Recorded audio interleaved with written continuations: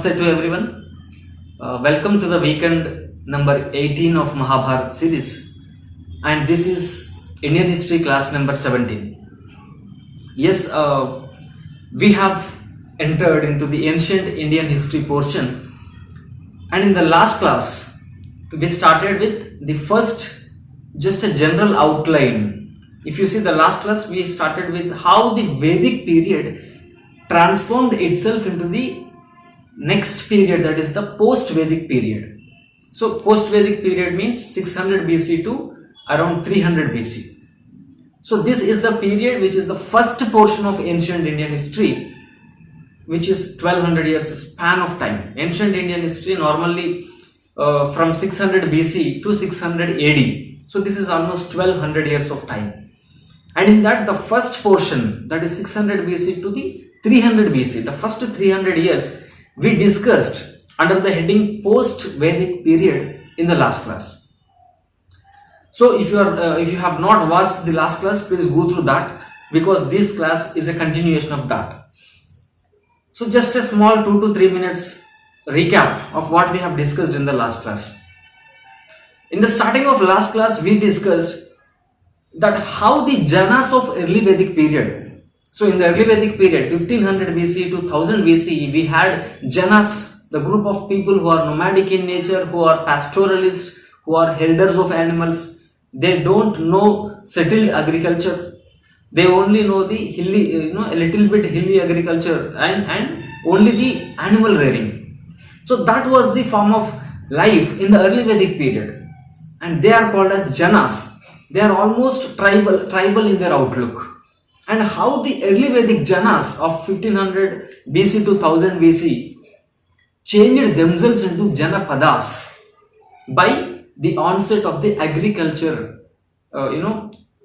agriculture into the tribal people, the so-called tribal settlements of the early Vedic period. Now the same nomadic people of early Vedic period started settling down in the latter Vedic period, that is from 1000 BC to 600 BC. And they started cultivating the land. Because of this agriculture practice, they stopped nomadism and they started their sedentary way of life.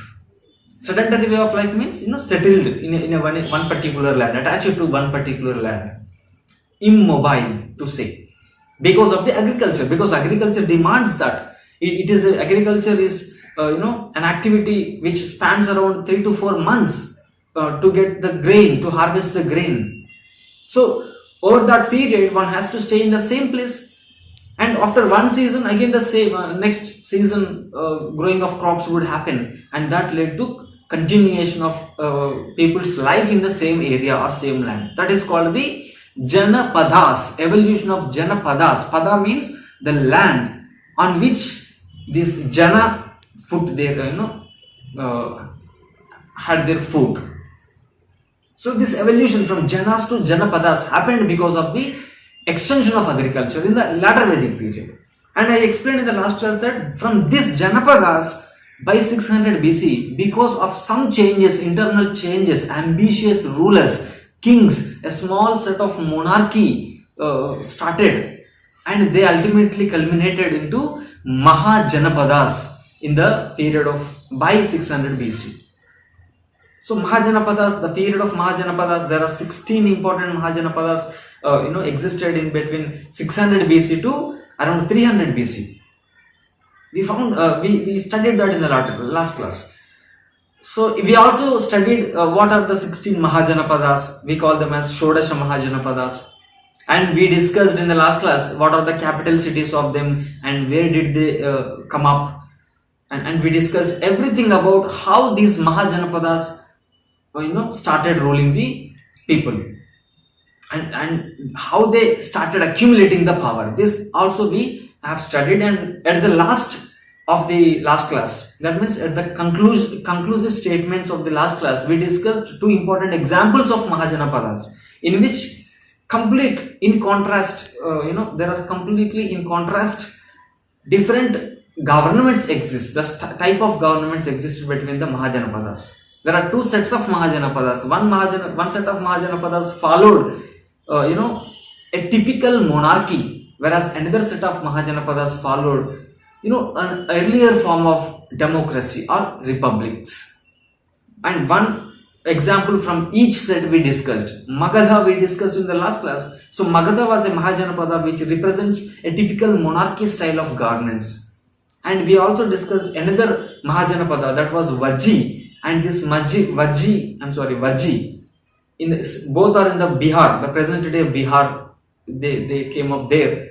So Bhajji Republic or Bhajji Mahajanapada, it was rooted in its similarity to what the present day democracy or the republics. So these are the two types of Mahajanapadas grew in the period 600 BC to 300 BC. We discussed all these things in the last class.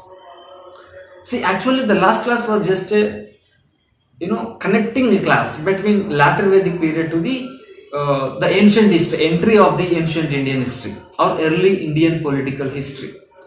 It was a connecting line between Indian prehistory, where it ends at 600 BC, and where Indian history starts at 600 BC. It was the connection between the prehistory and early history. So that content we discussed in the last class. Now, for today, from today, these are very important classes, because these 1200 years of time period, we normally historians consider it as either early Indian history or ancient Indian history. These comprises a lot of changes in the Indian society. Even there are some glorious empires have come in this period. Glorious empires. Sometimes historians say this period as the beautiful period of India. Because in the medieval period, after this completion of ancient Indian period, India entered into the medieval period, and in that medieval period we will see some type of stagnation exist in the society, in the technology, in the scientific thinking, in the religion, in all the domains, and even in the polity. There are some types of stagnation, we normally felt during the medieval period. But in the ancient period we found a lot of growth, political growth, economic growth here. See, so don't understand it as only positive term. I am speaking on the both sides. So this growth here means some change, normally change, whether that may be positive or negative, but some type of change happened in this ancient Indian history period, 600 BC to 600 AD. In this class, now we entered into the today's class. This is Indian history class number 17. So as we discussed already about the Mahajanapadas, 16 Mahajanapadas, let us start again from 600 BC freshly, and let us take a theme of this ancient Indian period, one theme, and we will discuss that theme today. That's 1200 years period of ancient Indian history, 600 BC to 600 AD. We will take one domain, whether it is polity or economy or society, like that, and we will discuss one. And in that, today's theme that we are going to discuss is early states and the economies.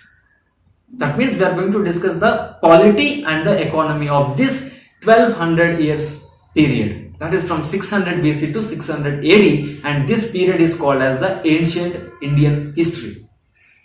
So I am not going to tell you very minute details, but they are the general outline of how the political contours were laid in this period. I want to say how Mahajanapadas have come up, and from Mahajanapadas how did some empires established, and after that how they disintegrated, again some other kingdoms have come, and then how another empire had come, like that. So these are called as the political contours. So normally we will discuss today these political contours from 600 BC to 600 AD, called as the ancient Indian history period. And along with this political contour, we will also discuss the economies. But today, let us restrict ourselves to the polity of the ancient Indian history. Polity of the ancient Indian history. That means we are going to discuss only the political portion. That means how the states, who established the states, what are the policies the kings or the rulers took up to grow their states into so powerful states, and from them how the new empires had come, who founded them, what were the lineages and of these major dynasties. and how these empires were successful in establishing and how they are failed in continuing or sustaining those empires and how they disintegrated. So these are the political contents that we are going to discuss today. So let me tell you in short that this period 600 BC to 600 AD, some of the conservative Indian historians consider this period as the glorious period of Indian history. Some of the nationalist leaders of India also consider this period as the glorious period of Indian history. Glorious period of Indian history.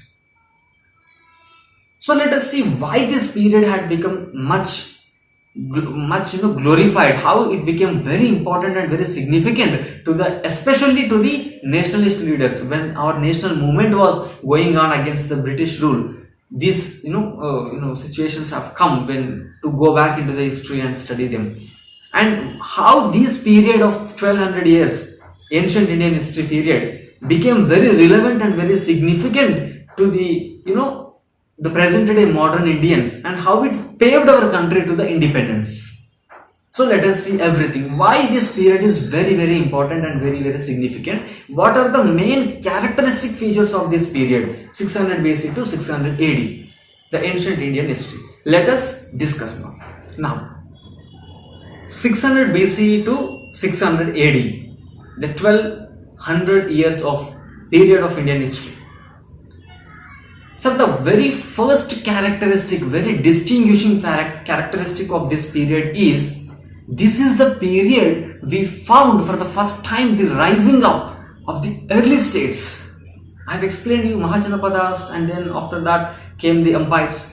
So this is the period where we experience for the first time early states. Before this period, if you see, there were no concrete state-like structure.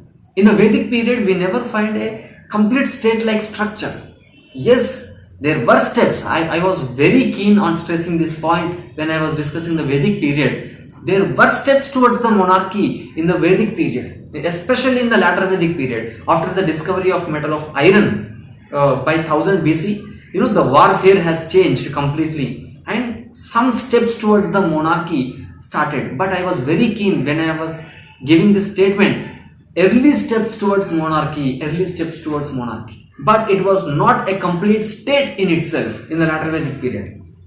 But this is the period 600 BC to 600 AD. This is the period we came for the first time in encountering earlier states, earlier empires, and even the earlier kingdoms. Earlier states, earlier empires, and earlier kingdoms. This is the first important characteristics of this ancient Indian history, ancient Indian period.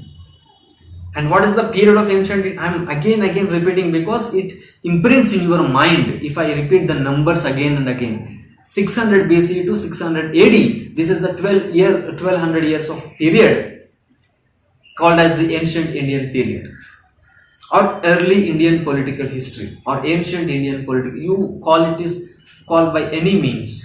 The perspective and context changes the names. So what is the first unique character? Early states, early kingdoms, and early empires have come up. So this is the change in the political process. Before, in the Vedic period, there were no concrete states, but now concrete states have established. They grew up and they turned into empires, and after that even they disintegrated and a lot of kingdoms had come. This is the political contour. But in the same period, underlining these political contours, this is what happening on the upper layer of the society. But underlying these political changes, there were economic changes. So every change triggers another change in other domain of the society. For example, a change in polity will trigger a change in economy, and vice versa would happen. That means if a change happens in the social thinking of the society, or if some change started in the economic domain, it will spill over to other sections, other domains of the society. In the same way, by this logic, as I have said, the political contours got changed in this period for the first time. Early states had come up, early empires had come up, early kingdoms had come up. Underlying these changes, there were some economic changes also come up. And economic changes means, what was the main economic activity Even till today, what is the main economic activity people undertake? It is agriculture. Yes or no? Sir, even till today, the present day 2021 India, if you see, directly 51% of the Indians directly depended on the agriculture for their employment and livelihood. And indirectly, almost 70% of the Indians depended on the agriculture. So, agriculture is the primary occupation, primary economic activity in our country, like especially us, because it is a very large country. Food security is very important. This is the modern India, but the period I am speaking about is 600 BC to 600 AD. It is the ancient India, so your mindset, please fix it to that period. That was the period for the first time we could see rise of kings, rulers, smaller establishments of bureaucracy, army, etc. The people never experienced that kind of monarchy before. They were just mobilized on a tribal outlook, just like a king folk. But for the first time, a new concept of state has come up. You can see some people claiming themselves as kings, and they are, they are building a lot of cities. They are claiming that as their dynasty, and they are ruling you. So please go through that mindset and see that this is the period. It has a lot of significance, because for the first time, early states had come up, and underlying this economic activity, agriculture. As I have said, now second point I am going to explain. Economic activity, the way of organizing the production of agricultural production. I'm again repeating, the way. For example, agriculture was there in the Vedic period also, but the way its production was organized in Vedic period was very different from the way the agriculture production got organized in the ancient Indian period. I will discuss in detail everything, what are the changes happened in the agriculture in the latter section to come, in the latter lecture. Perhaps even I have given the hint about the changes in the agriculture sector in the last class, if you remember. If not, I can discuss it in detail.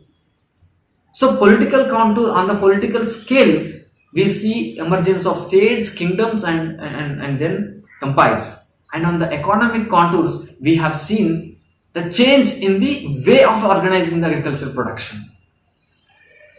These are the two important unique features of this period. And not only that, third important point I am telling about this period, 600 BC to 600 AD, ancient India. This is the period we found for the first time coming up of new towns. This is the urbanization in the India. This is the second urbanization in the Indian landmass. Second urbanization period, sir. Lot of cities, and they never concentrated only to some places, but throughout the subcontinent, throughout the Indian subcontinent, present day India, Bangladesh, Pakistan, Nepal, and Bhutan. These are the these form Indian subcontinent. Throughout the Indian subcontinent, we found lot of new cities have come up, lot of new towns have come up. New towns. A second urbanization period. What was the first urbanization period of India? It was Indus Valley civilization. During the Indus Valley civilization in the northwestern subcontinent, we found lot of cities had come up. And after their decline, after passing through the Vedic period, which is very rural in its characteristic, now for the first time by 600 BC, lot of new towns had come up. So people started, experiencing not only rural lifestyle, but a new type of lifestyle which is urban in nature. Especially secondary activities and tertiary activities, which defines an urban characteristic. That means agriculture was there, which was the primary activity, but along with the agriculture, there were some new occupations have come up. And they led to, all this came up because of the increase in population perhaps. Because everyone cannot depend only on the agriculture. That's why some people would shift to some other new occupations. And they are called as, which are not directly dependent on the land or agriculture. Those occupations which are not dependent directly on land, and those occupations are called as the secondary occupations or the tertiary economic occupations. And these two fit into a concept called urbanization. So wherever these two secondary and tertiary activities happen. For example, manufacturing or crafting, craft persons, fishing folk, for example, traders, for example, art people, painters, potters, pottery, the art of pottery, and literature, poets, like this different secondary and tertiary activities had come up in this period. That's why this period had contained a lot of new towns. This is the third important unique feature about this period, ancient India. Now let me tell you another important feature about this ancient India, 600 BC to 600 AD. That is, this is the period for the first time we have seen the issuing of the coins. That means the concept of money started in this period, sir. Coin, what is coin? Coin is nothing but it's a representation of money. So the concept of, in a broader sense to say, concept of money started in this period. I will tell the reason why money has started. Before this, there was only barter system of exchange. For example, if I produce wheat and if you produce rice, I would give you wheat in exchange of rice. That's all. There is no concept of cash or money. There was no something called as money. Only direct exchange of goods. This is what happened. This is called as the barter system of exchange. This was prevailed, especially in the tribal people, tribal regions. You see this type of economic exchange prevails. This prevailed till the Vedic period, but for the first time in the ancient Indian period, this got evolved into a new concept. That is, this exchange turned into a new way of exchange, medium of exchange, and that is the concept of money has started. Why? We will discuss why money had come and what are the main reasons, specific logical reasons. I will tell you. But this is the fourth important, the introduction of coinage, introduction of coins, issuance of coins by the whom? Kings. And not only kings, even the big merchants and bankers, they even issued some coins. Because those who always deal with these exchanges, goods exchange or services exchange, they use this concept of money more initially. So, coming up of earlier states, earlier kingdoms, early empires, and then change in the way of organizing the agricultural production, and the introduction of the coins, and the coming up of new towns, and another important feature, the fifth important characteristic about this period, why this period is very important to study ancient Indian period, 600 BC to 600 AD, is because there were diverse systems of thoughts evolve. Diverse systems of thoughts. For example, Jainism.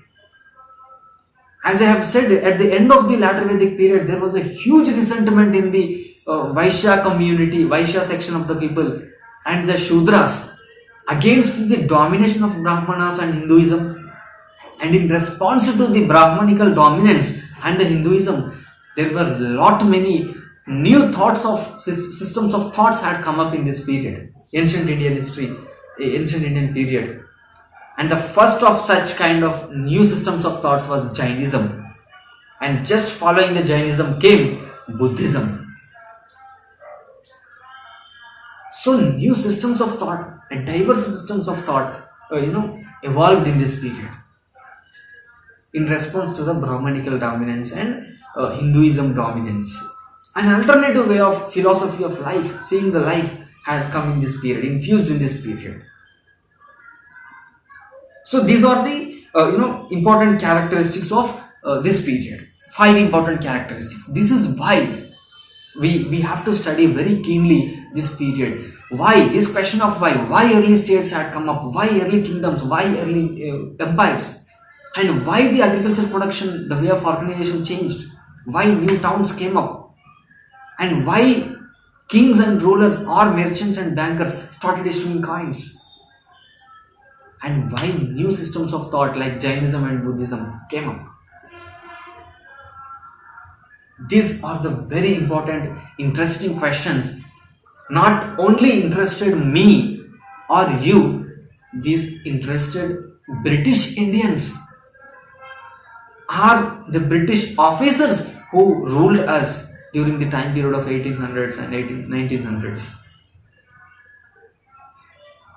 And now let me discuss with that, who was the first person to know about this period? Who is the first person in India who told that there was an empire like there were not many empires during this period, and there were 16 Mahajanapadas during this period? Who told all this to us? We always say historians, but who are they? Who are those scholars? So let me take you back. Let me take you, back to that discussion, and let us come back to this period, and we will discuss this why portion later after 5 to 10 minutes. Just give me 5 minutes. I will discuss with you the way of discovering the past, the way of discovering this period. Who discovered this period? Who told us that there were towns, there were kingdoms, there were coins, there were all these things? Who told all these to us? Let us discuss. Now let us come forward in time. Now we are in 1830s. 1830s. I will tell you that who discovered this. We have to know this, because this is the way of reconstructing the past. This is the way of knowing about the history. Who told about all these things, and how this thread of reconstruction succeeded? Let us understand. Sir, in the 1830s, specifically to say, just imagine that we are under the British rule. East India Company was a company of British origin, was ruling us by 1830s. Since the last 100 years to that time, it was ruling from 1760s itself, 73 very specifically to say.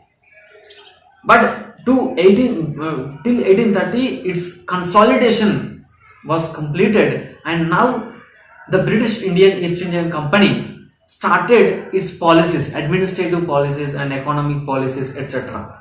So huge centralization already happened by 1830, and lot of governance structure was already formed. Lot of departments have established, and among these departments of East Indian Company government, there was one department which was called as the Office of Minting. So these people who issue the coins to the Indians, normally it acts like a Reserve Bank of India, just like that.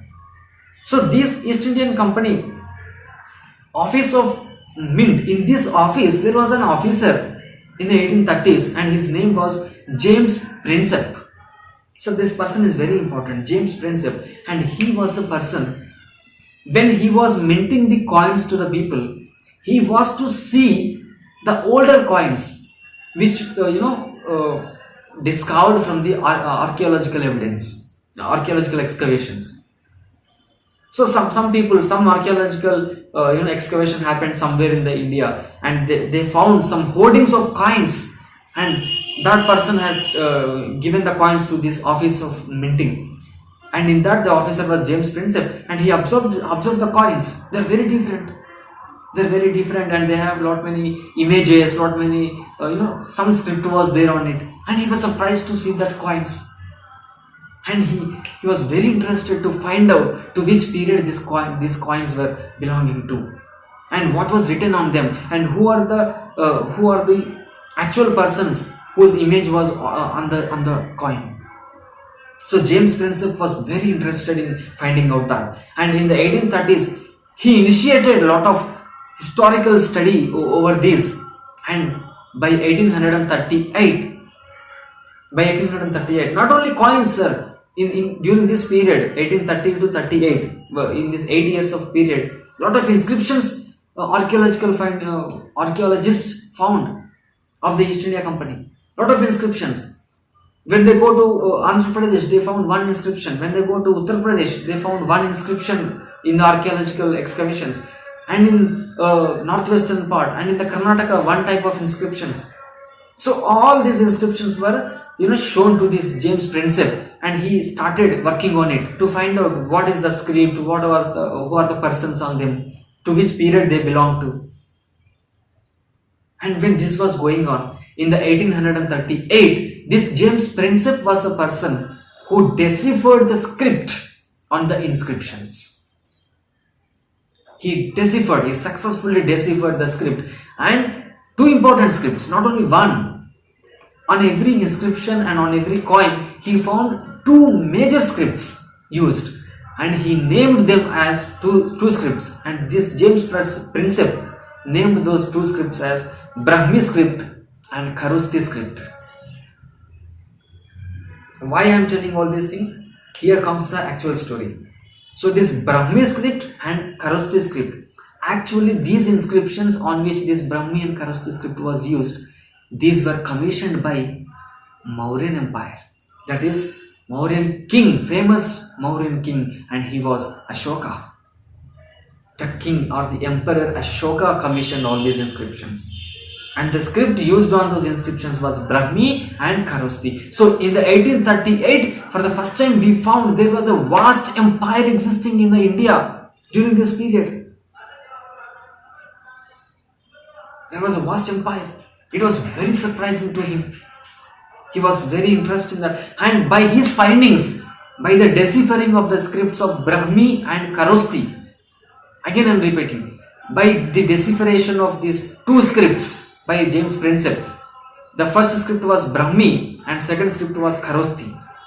These two paved the way to read all the inscriptions. What was written on the inscriptions?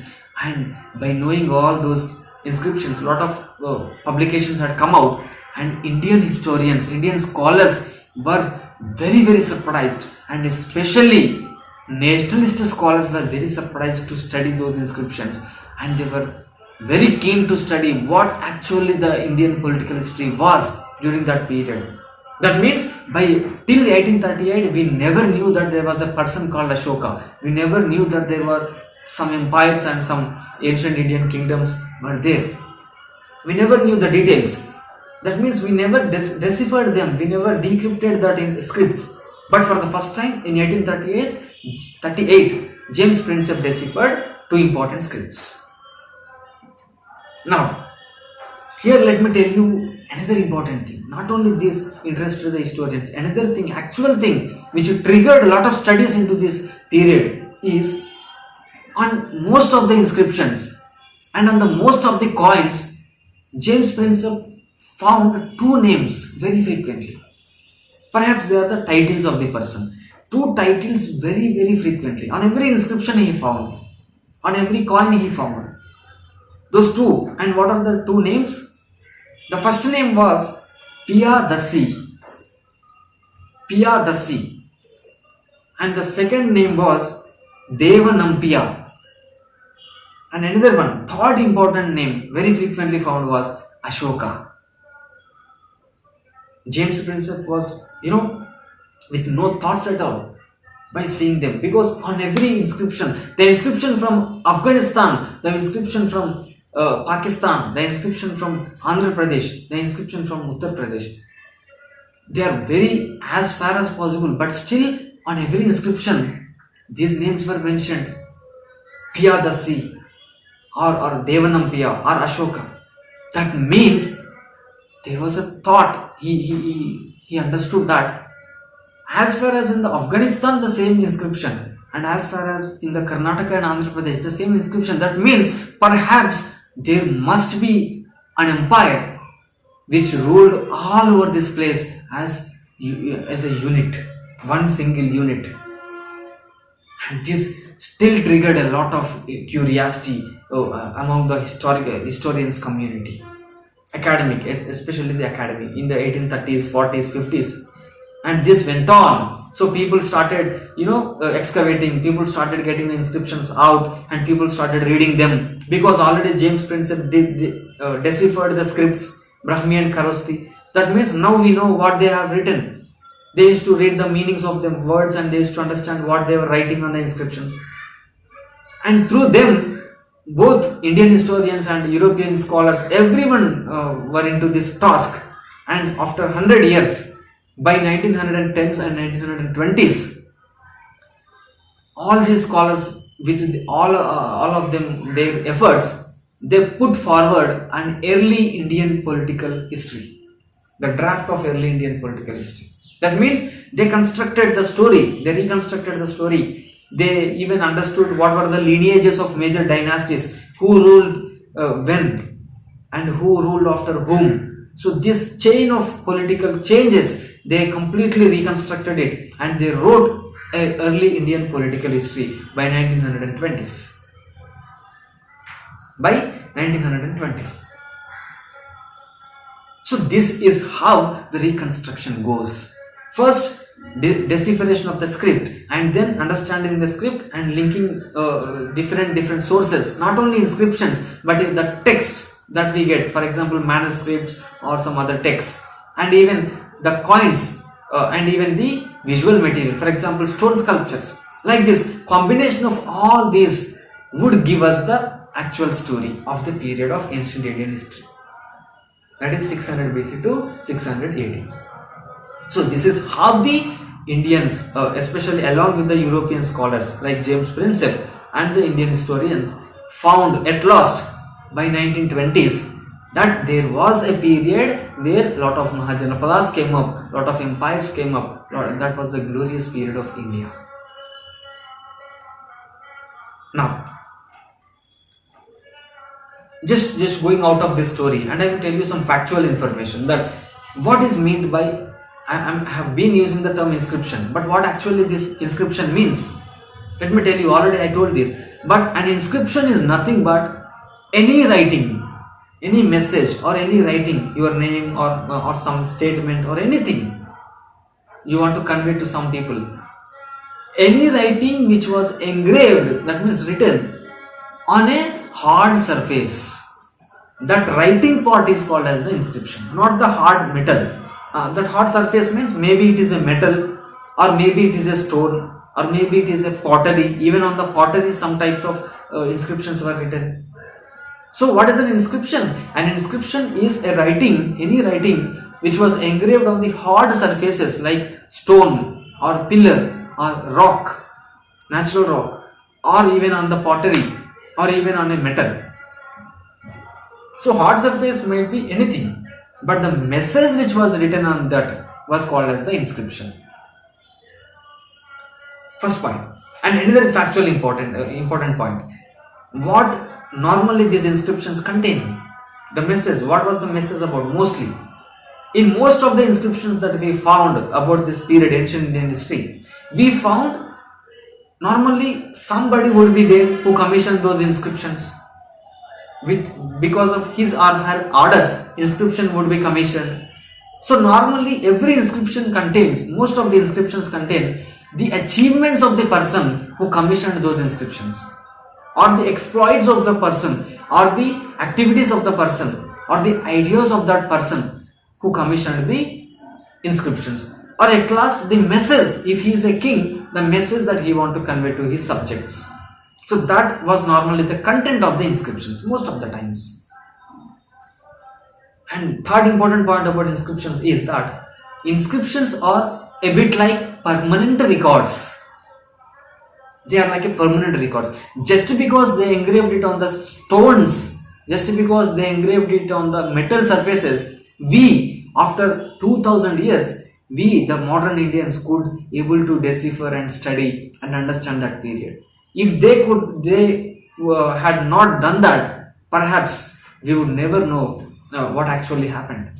So these inscriptions are a bit like permanent records, and this tradition has been continuing even till today, sir. It is being in continuation. For example, if you see, if our prime minister or president or somebody would go to lay a foundation stone for some scheme or for some building or for something, you will see that they will erect a stone sculpture normally, an inscription they would erect, and that inscription they would write the names of those persons who are key guests. So this tradition of erecting the inscriptions was started in this ancient Indian history period. So this is how the scholars, Indian historians and nationalist leaders, everyone put together could able to decipher and understand and write the early Indian political history, that is the ancient Indian history. Now, I discussed about the, what inscriptions. What are inscriptions? I discussed everything. And another important point, only one point, last point about inscriptions is that most of the inscriptions, they do carry the dates. And that becomes very easy to us to write the lineages and the dynasties, who came after whom and what were the changes, why did some people rise up over others, like that. But some of the inscriptions never contained the dates. And how would one date that inscription? How? What were the processes, what were the technologies that available to do that? What were the methodology or procedure? There were two important, historians used two important methodologies. The first methodology is Paleography methodology to date an inscription. Paleography, what is paleography? Study of the old antiques or archaeological evidence, anything it might be of past, but study of the past. That is what the paleography. For example, if an inscription was engraved on a metal surface, what they would do? They would take the material of the metal and they would date it back. When it was taken out of the natural ore, and when it converted into a metal hard surface. So during those, by that chemical reactions, normally we can date back. For example, through the isotope methods, radioisotopes, etc. Like that, there were some methods of dating, chemical dating methods, especially if it is a metal. Normally, this paleography method is used. And another methodology to date back an inscription is calligraphy method. Calligraphy means on the inscription we would observe what is the style of the writing. For example, if it is belonging to 500 BC to 400 BC, perhaps one different type of unique type of style of writing would be there. And if it belongs to 600 AD, 1000 years after that, perhaps the style of writing completely changes. So normally, upon the availability of different types of inscriptions, we do that. So calligraphy method. These are the two important methods to date back inscriptions. Now, this is the story. How the discovery of these inscriptions happened, how James Prinsep discovered two scripts, Brahmi script and Kharosthi script, etc. Before going back to the history and we study the history, another point to be understand here, that when James Prinsep deciphered these two scripts, Brahmi and Kharosthi, let me tell you that what is actually meant by a script. Because many of you even might exactly don't know the exact intention of a script. Script means, if I ask you the difference between what is the difference between language and script, now what I'm going to tell you, you have to tell that. So what is a script normally and what is a language? Sir, whatever I'm speaking, the sounds I'm using to speak, this is called as the language. So language is only about spoken words, the sounds, the words, the way of pitching the words, etc.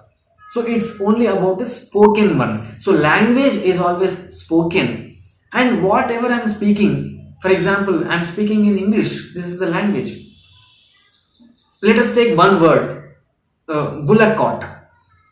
I'm speaking in language English, and you can write this bullock cart using the English alphabet, BULLOCO, like that, or even with Telugu alphabet you can write it, Bu, La, Cart, etc. like that. That means the script may be anything. So language and script both are different. What you write is script, what you speak is language. So most of the times, most of the major languages had their own scripts, but lot of languages still exist, they do not have any script. So with this background, let me tell you one thing. When James Prinsep was deciphering these two scripts, he found very interestingly there were 6 languages are in use in the ancient Indian history period, and 4 scripts were in use. 6 languages and only 4 scripts. What are the 6 languages that were used in the ancient Indian history, in ancient Indian period? Let us discuss. The first language which is very prominent means normally spoken by lot of people, that means the masses. So masses are nothing but the ordinary people. So the first language which is spoken by ordinary people of ancient Indian period, that is the language Prakrit. Very important, sir. Prakrit language is very important, belongs to this ancient Indian period, and lot of ordinary people spoke that language. And another language which only the elites spoke, elite people, rural elites and urban elites, royal elites, they spoke, and that is Pali language. So Prakrit language of ordinary people, Pali language is of the elite people in the society of ancient Indian history, historical period. And the third is, in the 600 BC to 600 AD period, there were a lot of foreign invasions happened. The first of such invasion was of Macedonian ruler. He was Alexander. So he was almost like Greek language. They use Greek language. So the remnants of them would still live in the form of languages prevalent in the region. They invaded. And normally Greek language was also one of the language prevalent in certain very specific location of the Indian subcontinent.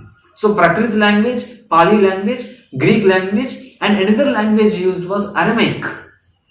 This is the effect of the West Asia, Muslim community. So Aramaic language, Aramaic, R-A-R-A-I-M-A-C, A-R-A-I-M-A-I-C, Aramaic language. So Prakrit language, Pali language, Aramaic language, Greek language, and deep south, if you see, you have Tamil or Tamil, the language Tamil. Very important. And the very, very old language to ancient Indian period, which has been in continuation from Vedic period, that was language Sanskrit. So these were the 6 important languages prevalent in that ancient Indian period. What are they? Prakrit, Pali, Greek, Aramaic, Tamil, and the Sanskrit. 6 languages. Who found all these things? Who reconstructed all these things? James Princeton in the 1838. These are the 6 languages. That means these are the languages spoken. But to write, there were only 4 scripts. Whether it may be Prakrit language or Pali language, the script might be anything. So the very prevalent scripts, especially among the masses, the very prevalent script was Brahmi script. In the northern India and the core of the empires, normally we see Indian empires, in the ancient Indian period, the very, very important, very vastly used script was Brahmi script. First script, Brahmi, and the second important script which is used only in the northwestern portion of Indian subcontinent, that is Kharosti script. Kharosti script, and Brahmi and Kharosti. That means if it is Prakrit language, it can be written either in Brahmi script or Kharosti script. Even if it is Pali language, it can be written in anything. Even Sanskrit can be written in any of the scripts. Like that, any language can be written in these scripts. So Brahmi and Kharosti. And the third important script is the Greek. So Greek is a language as well as it has the script. The Greek in the northwestern subcontinent portion. And Aramaic is also one of the script. Even Aramaic language was also having the script. So Brahmi, Kharosti, Aramaic and Greek. These are the 4 scripts prevalent in this period. And then Prakrit, Pali, Sanskrit, Tamil, Greek and Aramaic. These are the 6 important languages used in this period. These are the discoveries of James Princeton. So we have to thank him for all these discoveries, definitely, because with his effort of decipheration of scripts, only it was possible that all Indian historians and other European scholars reconstructed this period, early Indian political history. Now let us go back to 600 BC. So as I have already discussed in the last class, by 600 BC, now we are going to discuss the early states. From 600 BC, let us start to 600 AD. So by 600 BC, there are 16 Mahajanapadas. They rose out of Janapadas. And these Mahajanapadas, the main characteristics, 4 important characteristics of Mahajanapadas. What are they? Every Mahajanapada was having the capital city. We discussed it. And every capital city of every Mahajanapada was fortified. We discussed it. Fortification, capital cities. And the third important feature about these Mahajanapadas is that most of these Mahajanapadas were having standing army or incipient army. Incipient army. And most of these Mahajanapadas were resorted to some form of earlier taxations. Earlier form of taxations. And lot of different earlier form of agricultural technologies. Changes happened during Mahajanapadas period. I am not going too deep again because already in the last class I discussed about Mahajanapadas very in detail, and in the starting of this class also I discussed. So in conclusion, capital cities, fortification, taxation. So not taxation but capital cities and fortification. Let us stop here. And even the standing army, because to maintain all these, I am saying I'm just understand like this. If you are the king and if you have to maintain a standing army, if you have to construct the capital city and if you have to construct the fortification around it, you would be in need of lot of resources. Normally every state requires lot of resources to construct all these things. So where would the resources would come from? And here comes a very great message. Sir, whenever a society is in transformation and whenever challenges come up, normally who were to respond in first? The intelligentsia or the academic community. Especially to say the intellectuals of the society would respond to the challenges of the society and they will offer their solutions, their list of solutions. And the governments, the contemporary governments or the kings would choose among them. Yes or no? This happens normally. So in the same way, when these Mahajanapadas were on the rise, when fortification, capital cities were on the rise, when the need of requirement of lot of resources was on the high, rulers looked towards the intelligentsia of that period. And who are the intelligentsia or academic people of that period? The Brahmanas. Yes or no? So normally Brahmanas have seen themselves as the intelligentsia of that period, ancient Indian period. They acted because they were the only people to study Vedas, they were the only people to teach Vedas, they were the only people who proclaimed themselves as the knowledge possessing persons.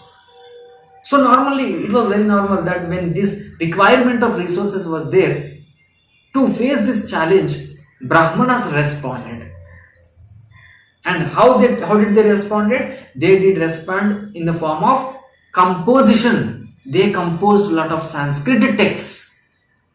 They offered some solutions in them. And those texts which composed in Sanskrit in response to the challenges of this period, they are called as the Dharma Sutras. So what are Dharma Sutras? Dharma Sutras, for example, Manusmriti, Narada Smriti, I have discussed this in the Vedic literature, right? Vedic literature means the literature which was composed in Vedic Sanskrit language especially, or in Vedic period, but which was written down in this period. Composition is different, writing down is different. So now they started writing down those Dharma Sutras in the form of texts. So Dharma Sutras are nothing but the Sanskrit texts which were composed by the Brahmanas in the ancient Indian period. At the starting of ancient Indian period, 600 BC. Now, they composed a lot of Sanskrit texts. Dharma Sutras, Manusmriti they have written, Narada Smriti they have written, Yajnavalkya Smriti they have written, Parashara Smriti they have written, like that lot many Smritis, etc. Legal texts, to say legal texts, norms which prescribes the norms, regulations of the society, etc. And most of these Dharma Sutras, they laid down the norms for the rulers to face this challenge of requiring the resources. So they laid the norms for the rulers. Normally rulers were expected of which community from which community? The Kshatriya section of the society. Normally it was the norm. So Brahmanas expected that Kshatriyas to become the rulers, first point. And in these Dharma Sutras, especially they have advised the rulers, they have advised these Kshatriya kings to adopt two important reforms in order to get those resources. And let us see what are the two important reforms offered by the Brahmanas in the Dharma Sutras. Sir, for the first time in Indian history, till this period, till 600 BC, we never find a king collecting taxes mandatorily. Only people were giving the tributes out of their voluntary attachment to the king in return to the protection that the king offered. They used to offer something. It was called as Bali. Bali means the voluntary tax we have discussed till Vedic period. But in these Dharma Sutras, Brahmanas laid the first advice to the kings to get the resources, and that first advice is collection of the taxes and tributes from cultivators, from elders, and all other sections of the society. So taxation of people started in the ancient India for the first time by 600 BC. In the Mahajanapada period, Mahajanapadas especially, 600 BC to 300 BC, that starting period. So what is the first advice that Brahmanas had given to the kings?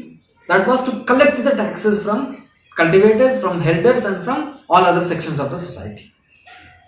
Taxation introduced, and they said to the rulers, if you collect the taxes regularly from the people, then your treasury, your coffers would be full, and with that treasury you can construct the capital cities, you can build the fortification and all the rest, the state architecture.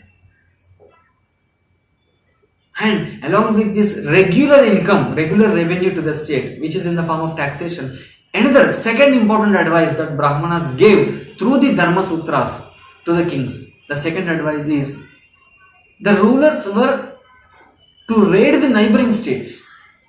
You have to go, if you are a ruler, if you are a Kshatriya, you can go on a raid to the neighboring state and you can loot the money, loot the wealth of that state, and that is considered, that was sanctioned, recognized as a legitimate means of acquiring the wealth by the legal texts of Brahmanas.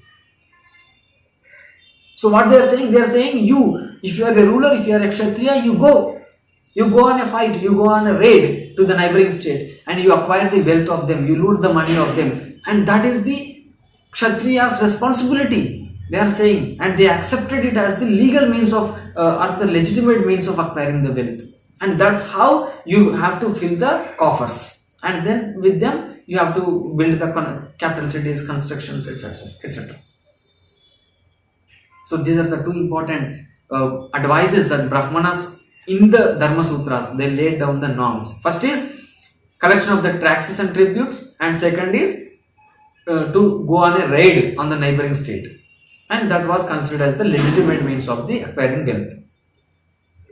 So normally every ruler would not listen to these intellectuals, the so-called intellectuals of the society. Some people would recognize them, their recommendations, and some people don't. Like that, some of the Mahajanapadas, some rulers of this Mahajanapadas, some of them adopted these measures and they introduced the taxation system, they introduced the raiding on neighboring state. And here comes the actual change.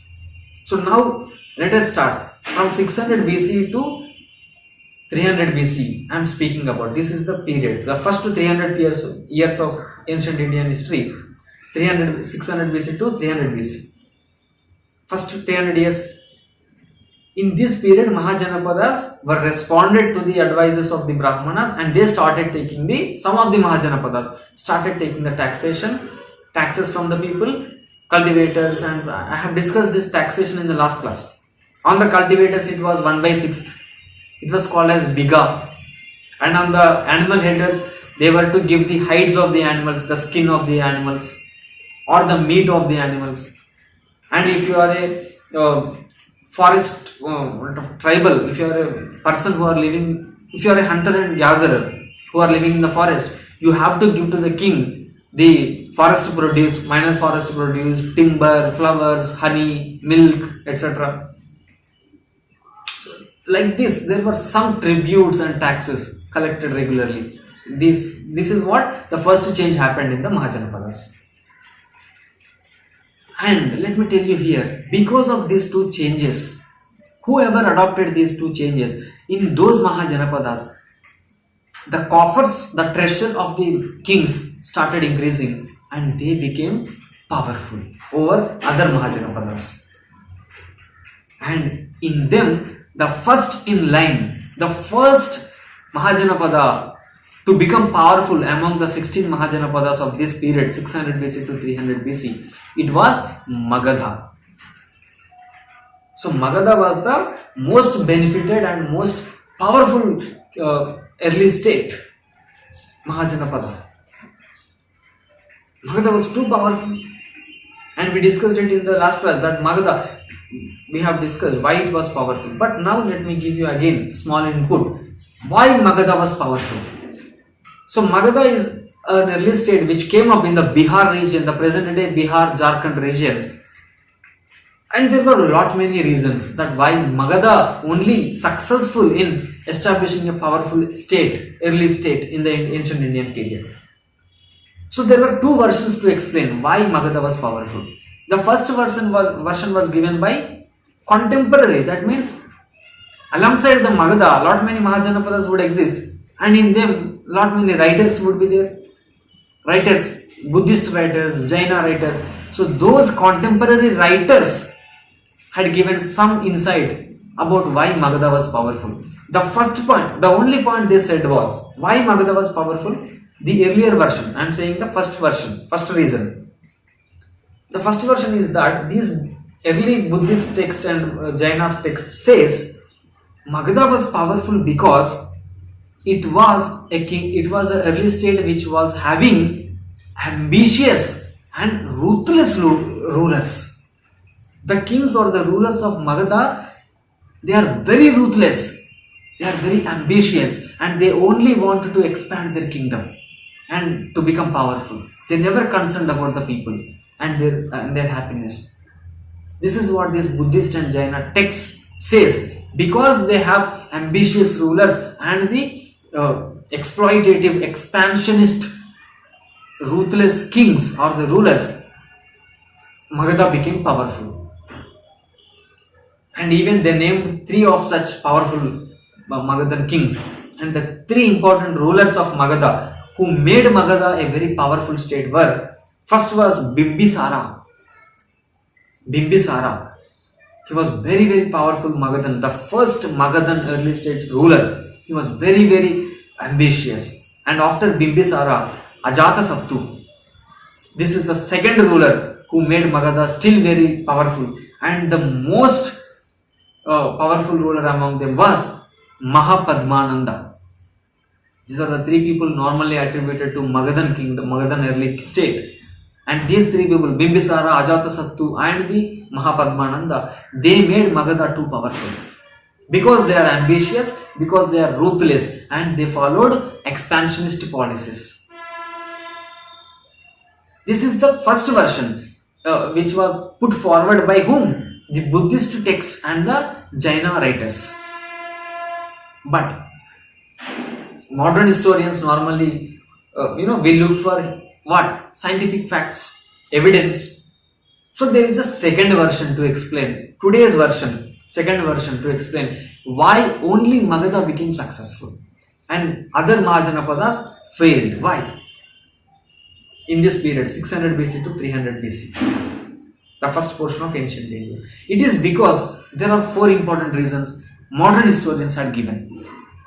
4 important reasons. The first reason is river Ganga and its tributaries, they flow and they flooded this area of Magadha. If you see the present day Bihar and Jharkhand, especially Bihar area, you will see Ganga would take a turn through the Bihar and it enters West Bengal, and after that it goes to Bay of Bengal.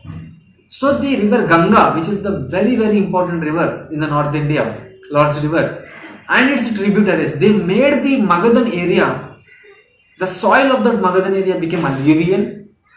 Alluvial soil was very fit for agricultural production.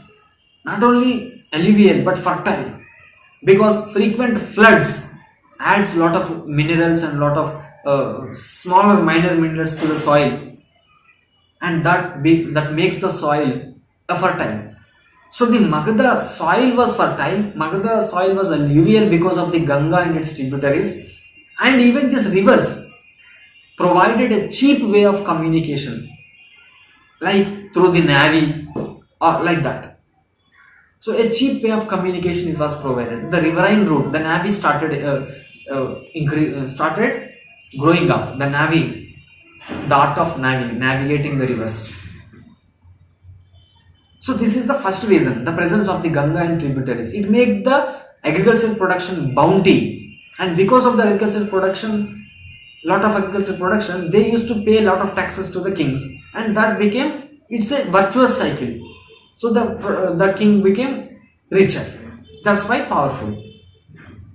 And the second important reason modern historians put forward why Magadha was very powerful, because the presence of, sir, if you see the region, Magadha region, in the north side it is Bihar, south side is the present day Jharkhand. It was once a part of Bihar. So the Jharkhand area, the south area of Magadha, it was rich of iron minerals, especially iron. Lot of minerals, but especially iron mines. So in this period, 600 BC to 300 BC, when Magadha was flourishing, this presence of iron mines, they gave lot of push to both agriculture and even the defense or the army sector. Why army and agriculture pushed up? Because of this iron. Sir, when iron ore was there, they used to extract it. They used to make iron tools out of it, and iron tools were used in agriculture, so that production got increased, and iron weapons were made out of it, and that were used in the army. So in defense sector it became powerful, and in the agriculture sector it became powerful. So that's a double bounty. Second important reason, presence of, along with Ganga and tributaries, second reason is iron mines. And the third reason modern historians put forward was this Jharkhand area and Bihar area, it contained deep forest pockets. Deep forests were there in the Magadha region. So because of the presence of deep forest, inside the forest lot of elephants were there. Lot of elephants. So what these Magadhan rulers would do, they would capture these elephants, and they used to train them, and they used to recruit them in the soldiers, along with the soldiers or army. That's why army still became more powerful than contemporary Mahajanapadas. These are the main reasons that put forward by the modern historians. Now, a small conclusion of this concept. Magadha was the most successful, which acted upon the advices of Brahmanas and started taxation and raids. And Magadha became powerful because of lot many reasons. Out of that, earlier version says, the Buddhist and Jainist writers says, because of the ambitious rulers, it was powerful, like Bimbisara, Ajatasattu and the Mahapadmananda. And modern historians say, because of these four listed reasons, it was powerful. Because of the presence of Ganga and tributaries, presence of iron mines, presence of forest and elephants. And not only forest supplied elephants, even the deep forest gave the Magadhan rulers the timber. It supplied a lot of wood. With the wood they used to construct the houses, very big houses, and with the wood they used to construct the chariots, carts, bullock carts for trade. They are used in the trade. So lot of benefits exist with the presence of forest. So these are the reasons why Magadha became powerful. We discussed that. But what if you say, initially the capital city of Magadhas was in the Rajgaha area, the present day Rajgir of Bihar. So this capital city Rajgaha was entirely surrounded by hills, and they are called as Rajmahal hills. Entirely surrounded by hills. That means to capture the capital city, it was very difficult to other Mahajanapadas, because only if you can kill the king, you would be taking over the state. Unless you reach the capital city, you cannot kill the king, and capital city was completely covered by hills. This is one reason why Magadha was very powerful. So by 600 BC, the capital city of Magadha was only Rajagriha or Rajagriha. Two names, Rajagaha or Rajagriha, the house of the king, it is called as. The present day Rajgir. But towards the end of Magadha period, that is towards 400 BC, like that, after 200 years of its rise, by 400 BC, they shifted their capital city from Rajagaha to another village of the same Magadha kingdom. That village name was Pataligrama. Pataligrama, which is a very, very rural settlement, a very small settlement. But still, from Rajagaha, they shifted their capital city to that village, Pataligrama. Why? Because Pataligrama's position was very strategic than the Rajmahal or the Rajagaha. Why strategic? It is strategic. Pataligrama was a village or settlement which is located along the turn of Ganga, along the route of Ganga. So whoever has command over this Pataligrama village would control a lot of trade through the Ganga, even the communication system, everything. So this route, riverine route, was to be controlled and commanded strongly. That's why they wanted to shift their capital from here to Pataligrama village. And once they reached there, because they are kings, normally they changed the name from Pataligrama to Pataliputra. So Pataliputra, the present day Patna. So the latter capital city of Magadha was Pataliputra. Pataliputra. So this shifting of capital happened. So this went on.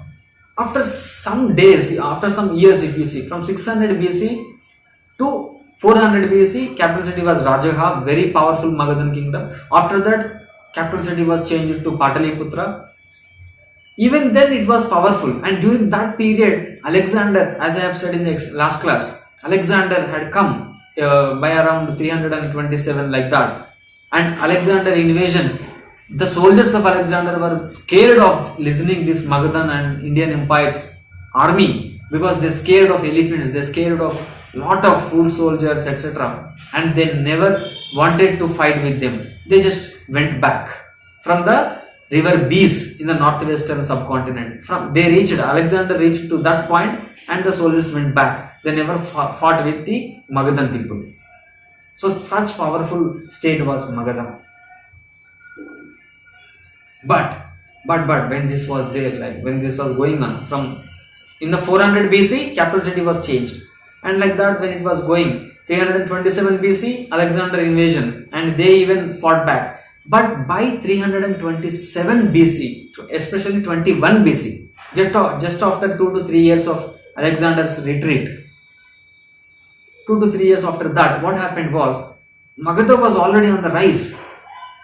But one of the ministers of Magadhan ruler, one of the ministers, perhaps one of the official who works in the court of Magadhan ruler, and his name was Chandragupta. Chandragupta. And he has a friend or a colleague along with this Chandragupta in the Magadhan king's administration. And his name was, the friend of Chandragupta was Kautilya or Chanakya. Two names were there, Kautilya or Chanakya. More prominently called as Chanakya. So these two people in 321 BC, Chandragupta and the Kautilya, they both thought to lead a coup against the Magadhan ruler and to establish a new empire. It is the main ambition of Chandragupta especially. And in the 321, to the ambition of Chandragupta to become a king and establish a strong empire, because Magadha was not an empire, it was just an early state. But this Chandragupta has an ambition of establishing an empire, and expand it to the throughout the subcontinent. And to his ambition, to his vision, Chanakya or Kautilya, he also added with him, and these both duo led the coup against the Magadhan ruler, last Magadhan ruler, and in the 321 BC, Chandragupta became the ruler, and there ends the Magadha rule, and the flag of Mauryans has risen up in the 321 BC. So Chandragupta Maurya was the founder of Mauryan Empire. Very, very important point. So when did Mauryan Empire was established? 321 BC. Who was the founder of Mauryan Empire? Chandragupta Maurya. Who was the main minister at Chandragupta Maurya? He was the Kautilya or Chanakya. So Mauryan Empire was established, and let me tell you very important point about this Mauryan Empire. Sir, this is the first ever empire we have seen on the Indian landmass. Till now there was no such empire. The first time there were states. In the early Vedic period, Janas. In the latter Vedic period, Janapadas. And in the first earlier period of ancient history, 600 BC to 300 BC, 600 BC to 400 BC, they are Mahajanapadas. But now from Mahajanapada of Magadha arose the growing of Magadha power culminated into Mauryan Empire establishment in 321 BC. By whom? By Chandragupta Maurya. With the help of whom? Chanakya or Kautilya. Very important point. Chandragupta Maurya, he established Mauryan Empire in 321 BC. Now, sir, this is a very historic moment because Chandragupta Maurya was a very visionary and very ambitious king. He wants to spread, as I have explained already, he wants to spread this empire throughout the subcontinent. So during Chandragupta period, the control of Mauryan Empire expanded as northwest as possible, even till Afghanistan and Balochistan. Complete North India came under the Mauryan Empire. When Magadha was there, it was only restricted to the eastern India, that is the Bihar area, Jharkhand area, Orissa area, like that. But when Chandragupta Maurya in 321 BC established the Mauryan Empire with the same capital city, Pataliputra, because he couped against the king, capital city was the same. He was ruling from the same capital city, Pataliputra, but he expanded its Mauryan Empire to complete North India and even to the northwestern portion of India, that is Afghanistan and the Balochistan of Pakistan. And let me stop here and tell you, Afghanistan is a part of Indian Empire, that is Mauryan Empire, in 321 BC, after 321 BC. And Pakistan was a part of Indian subcontinent, but in this Indian Empire, first ever Indian Empire, Balochistan portion came into the Mauryan Empire. So Afghanistan, Balochistan, that means the present day Punjab region of Pakistan, and the complete India, northern India, came under this Mauryan Empire, under Chandragupta Maurya. So that's why it is the first ever seen vast empire on the Indian landmass. It is the Mauryan Empire. Now, Chandragupta Maurya, he established empire, he extended its control. The minister at Chandragupta Maurya was Kautilya or the Chanakya. Here comes the actual point, tipping point in the history, that once Chandragupta Maurya extended the control, after some years, normally after Chandragupta comes his son, and after 50 to 100 years, what happens? Normally the consolidation of empire happens. So when stability normally comes, not during the period of expansion. During the period of expansion, a lot of battles would occur, a lot of wars would occur. But after expanding, when it was being ruled, consolidation process happens, and during that period, a lot of policies they would make over the empire, etc. And after 100 years of its establishment, 321 BC is the starting point of Mauryan Empire, and by 268 BC, if you see, After Chandragupta Maurya, the grandson of Chandragupta Maurya, the grandson, he was the most famous ruler of Mauryan Empire, and he is Emperor Ashoka. And he is considered to be the most famous ruler of Mauryan Empire. And the period of Ashoka was 321 BC was empire starting with Chandragupta Maurya. 268 BC was the accession of throne of Ashoka. From 268 BC to around almost 231 BC. So 40 years of period Ashoka was there. It was the reign of Ashoka. He is the most famous ruler, the grandson of Chandragupta Maurya, the emperor of the strongest Mauryan empire of then. And it is even believed that this is the person, the Emperor Ashoka, who conquered the Kalinga kingdom also. Till then, Kalinga means the present day coastal Orissa. Coastal Odisha, it was called as Kalinga kingdom. Its capital city was Tosali.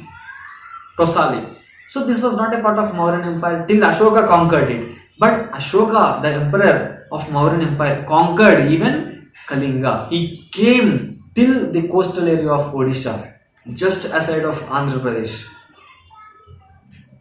So he was believed to be the Kalinga conqueror. Why I am saying normally emperors would conquer a lot of lands.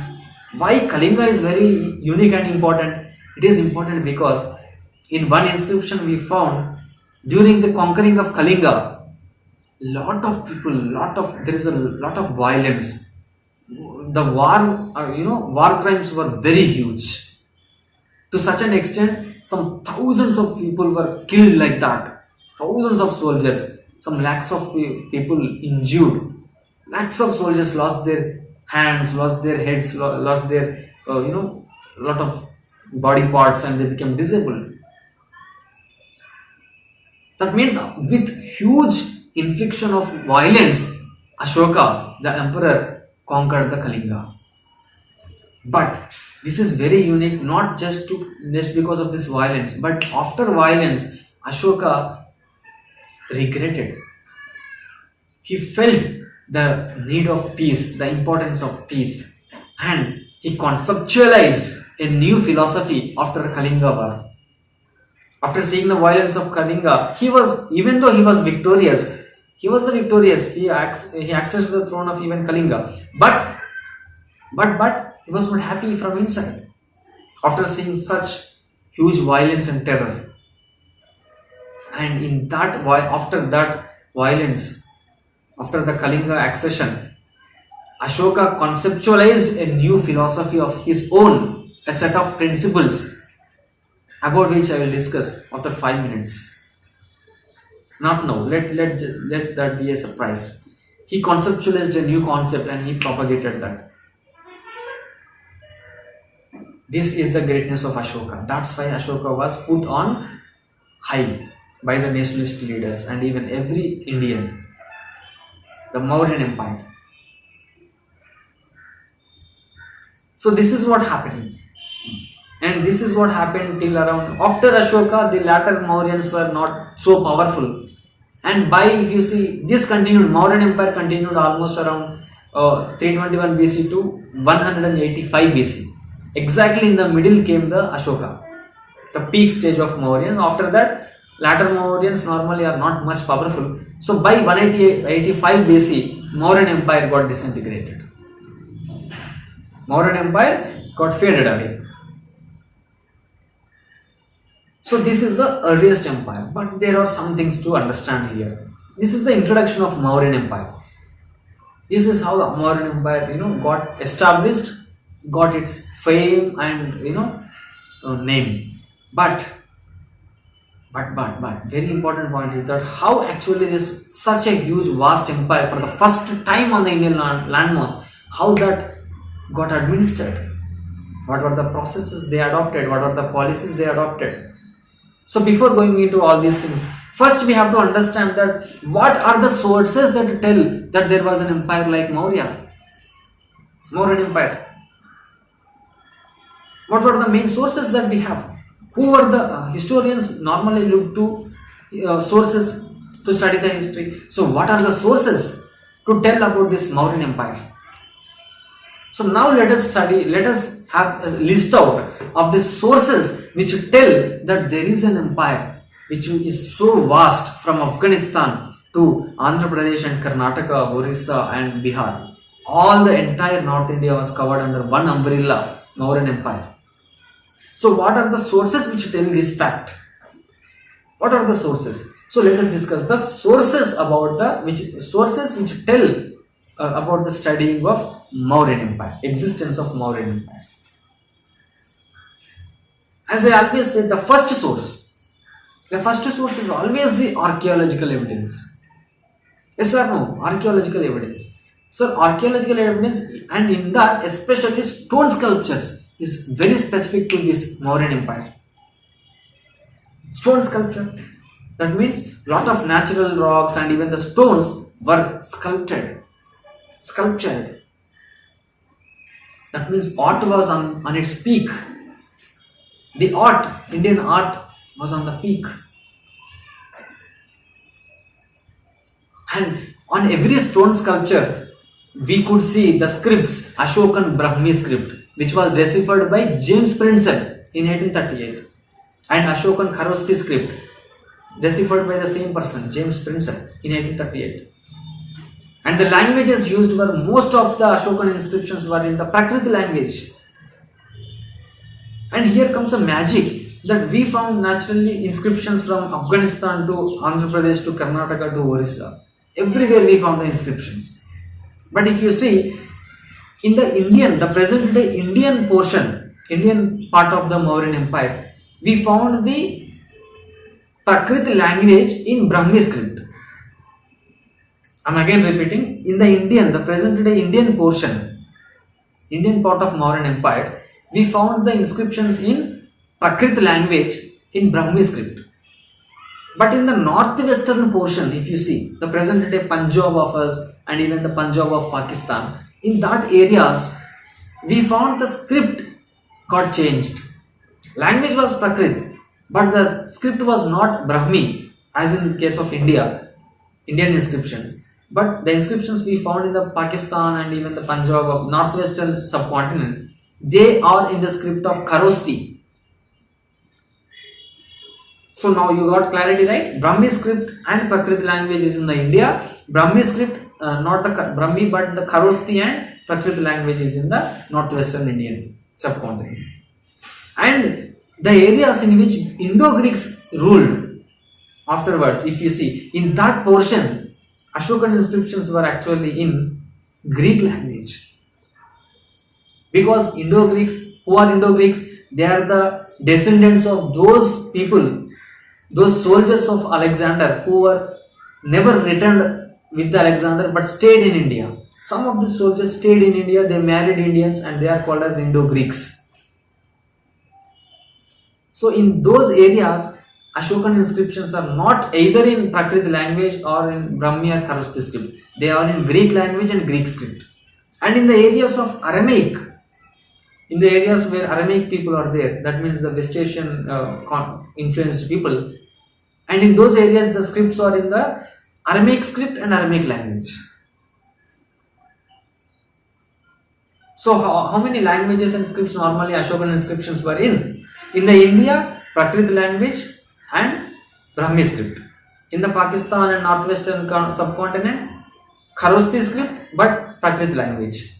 In the Indo-Greeks area, it is Greek script and Greek language. And especially in the Afghanistan, if you see, it is in the Aramaic script and even the Kharosti script. That means Ashokan Empire, Ashokan inscriptions were there everywhere from Afghanistan to Karnataka to Odisha to Andhra Pradesh. But they had differences in their script used. Yes, but now let me tell you, these are the first sources, inscriptions. But let me tell you very important thing, that in all these inscriptions, from Afghanistan to everywhere, if you see whatever the scripts, different languages, inscriptions I am saying about, if we read them and understand the meaning, Every inscription was saying the same message. Every inscription was saying the same message. That means what it is telling? It is telling that every region, because everywhere the message was same. That means same person commissioned. That means all these parts are under one roof. So this is the first source to tell there was a vast empire existing called as Mauryans. So archaeological evidence, stone sculptures and inscriptions. First source of Mauryan to study the Mauryan or empire. Second important source, let me tell you, second important source.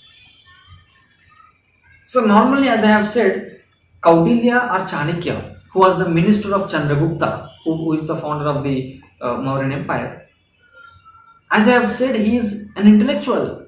Chanakya or Kautilya, he was an intellectual, whereas Chandragupta was a ruler. So this Chanakya or Kautilya, he was a Brahmana. Because he is an intellectual, he has composed a text called as Ardha Shastra. So second source I am telling, apart from archaeological evidence, we found this Ardha Shastra text, which is in the perhaps Pali language. I have said, right? Elites use this language. So Ardha Shastra tells about the military organization and administrative organization of this period, Mauryan empire. So Kautilya or Chanakya composed that. Arthashastra is the very, very important source which explains about this. And now third important source which explains about this Mauryan empire. Sir, by this time, as this is an empire, normally lot of other empires exist in the world over. In the Greeks there was a Greek empire, in somewhere in the China there was some other empire. So normally these empires would deal diplomatically. Yes or no? So there was a Greek ambassador who was placed or residing in the Chandragupta Maurya court. In this period, during Mauryan empire period, there was a Greek ambassador and he is residing in Chandragupta Maurya court. Who was he? His name was Megasthenes. Very important, sir, Megasthenes. And this Megasthenes, because he is staying in the Chandragupta Maurya court, he wrote his own accounts, diplomatic accounts, I can say, just like the Indian Foreign Service, like that. He is the Greek Foreign Service officer. So he, Megasthenes, residing in the Chandragupta Maurya court, he left some accounts on the Mauryan empire, and they are very, very valuable to study about Mauryan empire. So right until now I have said three important sources: archaeological evidence, and then Ardhashastra of Kautilya or Chanakya, and the third one is Megasthenes accounts. Now let me tell you the fourth important Mauryan source to study about Mauryan period. This is very important, sir, because the fourth important one is the contemporary literature. During the Mauryan period, it was the period of latter Buddhists, latter Jainists. So normally latter Buddhists had composed lot of literature. Jain writers composed lot of literature. In every latter Buddhist text we found mentioning of Ashoka and some other kings of Mauryan empire. And about the Mauryan empire, what? Here and there something about Mauryan empire they wrote. And even Jaina writers, they wrote about the Mauryan empire, the contemporary people. And in counter to this Buddhist and Jainist texts, Hindus contributed the Puranic literature during Mauryan empire period. So Puranic literature also mentioned about Mauryan period. And even some lot of Sanskrit literary works, they also mentioned about this. So normally to say in general, lot of literature work produced by different religions, they also mentioned about this Mauryan empire. This is the fourth important source. Now, these are useful. Archaeological evidence, yes, stone sculpture, very useful. Ardhashastra is very useful to study. Megasthenes accounts are still very useful because they are normally unbiased. We have to expect like that because they are foreigners. Normally they wrote what they see. And even the literary sources. But not all these four or sufficient. They are necessary but not sufficient. But the most important valuable source which tells about Mauryan Empire is the inscriptions of Ashoka. Ashoka commissioned a lot of inscriptions, and the inscriptions of Ashoka tell a lot about this empire. Inscriptions of Ashoka. Very important, sir. Ashoka was very unique person and very, if you study the inscriptions of Ashoka, you would feel, historians normally say that this was a person who was very powerful king, very powerful, very industrious, but very humble ruler. If you see Ashoka, very simple name, and he never took very grand titles. On every inscription we found very simple titles. For example, Piyadasi, for example, Devanampiya. They are the titles of Ashoka, but they are not grand titles like Rajadi Raja, like that. They are not grand titles. So that means he was supposed to be a very humble person, Ashoka. So they actually offer a lot of information about Mauryan Empire. And especially not this point, not only this, another important point about Ashokan inscriptions is, sir, the message that he conveyed was very different from other rulers. It is very different from other rulers. Normally other rulers would commission the inscriptions and they said that I conquered this, I conquered that, this king was very great, very excellent, grandiose, etc. So they are almost like in type of prashastis, in praise of them. But Ashokan message was completely different and unique. He, especially as I have said 5 minutes before, that Ashoka after Kalinga war, he conceptualized a new philosophical concept and he propagated it through the inscriptions. That's why we found a lot of inscriptions of Ashoka everywhere in the empire, throughout the Indian subcontinent till Afghanistan. And that philosophical concept he conceptualized after feeling regret and repentance by seeing the violence that inflicted through the Kalinga war. And that set of principles he conceptualized was called as Dhamma. Not Dharma, it is Dhamma. And it is called as Ashokan Dhamma. And what Ashokan Dhamma says, if you study all the inscriptions, you would understand that Ashokan Dhamma, the set of principles conceptualized by Ashoka after Kalinga war, says 4 important points. 4 important points. The first point it says is, please do respect elders. Ashoka was saying to all his subjects, the people everywhere throughout his empire, by erecting the inscriptions, that first point, Ashokan Dhamma's first principle is, please do respect elders. Very relevant even today. Please do respect elders. And the second important principle which is a part of Ashokan Dhamma, the second important principle is that please show some generosity towards the Brahmanas and towards those people who renounced the worldly life. For example, saints, Jaina saints, Buddhist sages, etc. So please show some generosity, give them some food, give them some donations, etc. Give them some shelter. Like that he was saying. So please show some generosity towards Brahmanas and other people who renounced their worldly life. This is the second principle that Ashoka was propagating through Dhamma, Ashokan Dhamma principles. And the third important principle of Ashokan Dhamma is, please do treat the servants and the slaves kindly. He is saying to everyone in the empire that do please treat the the servants and the slaves kindly. This statement tells that perhaps slavery was there. In every home there were some slaves. Normally Shudras were considered like that. So there were slaves. And he is saying, Ashoka was saying to his people through his Ashokan Dhamma, Please do treat them kindly, servants and slaves. These are, these three important principles are, just very good and very relevant even till today. They are very simple and universally applicable. Respecting elders, showing generosity towards the Brahmanas and other people who renounced the worldly life. And the third point is that treating the slaves and servants with some respect and dignity.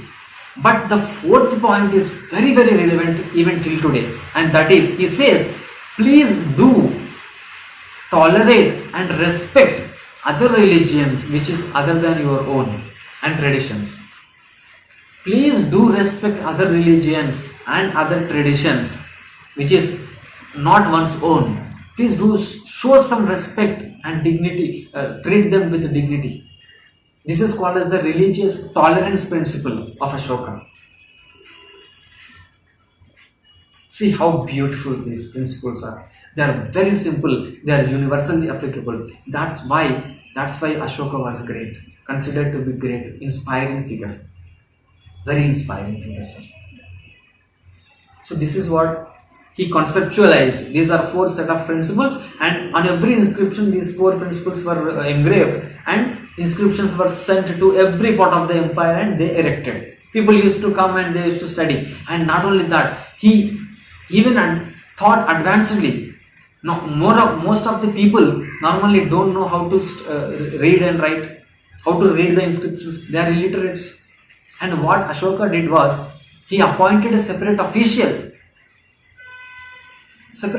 everywhere in the empire, only to spread the message of Ashokan Dhamma. So what they used to do, they have to stand by this inscription, and when people comes there, he used to read it to the people loudly. And that position was called as Mahamatta. Perhaps it is the old pronunciation of Mahamantri, the present day Hindi Mahamantri. In Ashoka times it was Mahamatta called as. So this Mahamatta is a person who was appointed by the Ashoka.